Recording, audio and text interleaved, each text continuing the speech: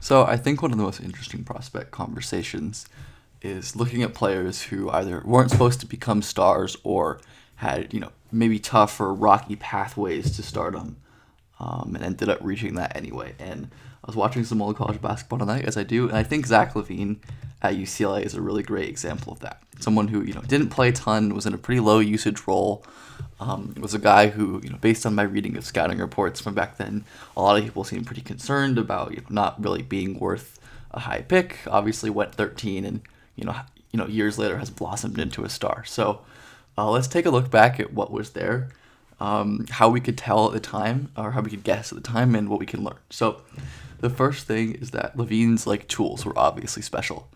For a freshman, take this first play where he just floats. You can very easily tell it doesn't take an advanced scout or a trained eye to see that this level of vertical athleticism, especially after he gets bumped as well. It's not just open floor dunks, but he's able to take that contact and get his head at the rim and finish. Here's another example where I think this was his first or second offensive possession of this game, and they run a crazy lob play that he can't hit, but again, the vertical bounce is pretty obvious. And then there were really impressive tools advantage creation flashes where Lavine, like I said, at UCLA was pretty limited in his role. Lots of off-ball stuff, as we'll get into later. But there were some real flashes of easy advantage creation. And the speed and change of pace is pretty special, even, in his limited ball handling reps. He's fast out the gate, he's slow, and then he's super fast again. And this dropping big really, really has no chance. Guards couldn't stay in front of him a lot, despite his handle was really weak and he didn't pick his spots great. But the raw tools really made him impossible to stop. That change of pace, again, nasty. Again, you see that change of pace and a little change of direction sprinkled in here, where he's just so easily able to win at the point of attack. This defender does reach, but he's so quick, and obviously the finish doesn't work, but you can really see the blossoming of the tools. So that's the first thing to bet on, is Lavine's obviously become a special scorer, largely in part of his slashing and his athletic tools that he's leveraged into scoring efficiency and volume and all that good stuff. The next thing I think was Lavine was a really impressive shooting prospect. As we'll kind of get into, his numbers might not have really reflected that, as this is Bartorvik, which is the best website for statistical analysis. Under 70% from the free throw line, which would have been a concern for a lot of people. Good 3-point volume. This is about 8 threes per 100. And a decent amount unassisted, but nothing really crazy special for Lavine's shot profile, as you can really see. But the one component of shot projection that I've learned over the years that you need to watch is for his shot versatility, is what kind of shots are the players taking. Are they difficult? Are they hard? Are they off the dribble? Are they off the ball? So you can learn a lot about how good of a shooter a player will become based on that, and Lavine's shot versatility was awesome. He's obviously a dynamite pull-up shooter in the league, and he showed flashes of this in college, being able to create off of the bounce from three from NBA range. And I think as well he was highly, highly used as an off-ball shooter, where he'd routinely sprint off of floppy actions like this and move into pretty tough shots where, again, moving right for a righty shooter is always tough.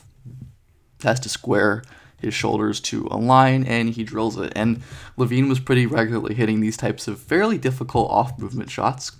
Again, this one doesn't go in, but I really like this shot prep where Lavine is sprinting to this corner off the double screen, and he basically turns his body all the way around before that shot to square up. And even though the shot is short, because he just doesn't have enough power to get it there, that's really impressive flexibility and movement skill to square up very quickly and get the shot off. So I think those were all, potential indicators that Zach Lavine would turn into the prolific NBA shooter that he has. So we have tools and we have shot versatility. I think, maybe the most important trait that I talk about is just general feel for the game. And Lavine really knew how to play at UCLA, which kind of surprised me given his early career NBA rep is kind of, a ball hog, someone who really only scored and didn't know really how to play the game, besides being an uber talent. Like he was, like I said, in a limited role and did it well. Routinely made really smart decisions coming off of this screenplay. Lavine catches, makes a quick decision, one dribble, two dribble, jump stop, pass out. Like this is simple stuff, nothing groundbreaking working off these screens, but he's continuing the advantage. He's making basic smart reads, and I think that's definitely an indicator of feel and someone you're willing to develop on. Shout out Kyle Anderson, who was a very cool college player. Again, more Lavine off-screen work. It's not always the flashy, movement jumpers or dunks or finishes. Sometimes it's simple, patience, pump fake, attack, and floater. Again, nothing revolutionary, nothing groundbreaking, but all simple stuff that shows to me, especially for a young freshman with unbelievable tools and a projectable shot, that he knows how to play the game. And, I think it was reasonable to project even later in his career that in a higher role, he'd eventually be able to, make some higher level passes and just be a better decision maker on the ball. As, for most of his career, Lavine was regarded as a pretty poor decision maker, as someone you don't really want carrying offensive load and carrying your team's decision making load. But especially this last season, he's really, really improved there. You see him making these type of passes where he's using his athleticism to get into the teeth of the defense and flicking offhand pocket passes. Like, Lavine wasn't doing anything close to this in college, obviously, but I think little plays like this can potentially be indicators of stuff like that when the guy has creation tools that you could see him getting those on-ball reps in the future. So I think those are some of the really important indicators that I kind of look for when I'm looking for kind of stars in the rough or people I expect to develop in an outlier way. And I think some of this can be reflected statistically. Obviously, the tools thing you kind of just have to watch for, and the feel thing you kind of just have to watch for as well. But we could definitely approximate these.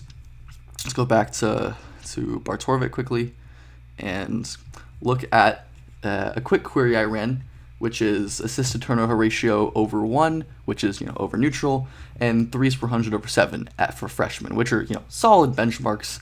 Nothing crazy, and nothing of this is science, but you get a pretty good mix here, and I think you see a lot of stars here in Edwards, Bradley Beal, Trae Young, Marcus Smart is blossoming into a star, CJ McCollum, Devin Booker, Donovan Mitchell, and again, a lot of these guys, smaller role players for a lot of their college career.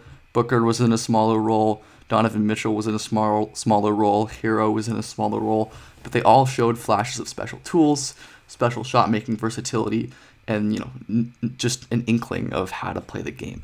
Obviously, there are misfires here and there are landmines. You see someone like Brandon Knight, who probably just was too small and too ball dominant. Someone like Terrence Ross, who I think is interesting because he also was a crazy athlete with shot versatility, but I think the feel for the game in my experience was really lacking there. Again, Dennis Smith, weird case. Someone like Luke Kennard, I think, definitely didn't have the same level of athletic tools that Lavine showed. So, of course, this isn't a science, but I think you can kind of predict this statistically. And when you look at the guys with more dunks, oftentimes they are the ones who ended up making it, which is another way to kind of approximate athletic tools.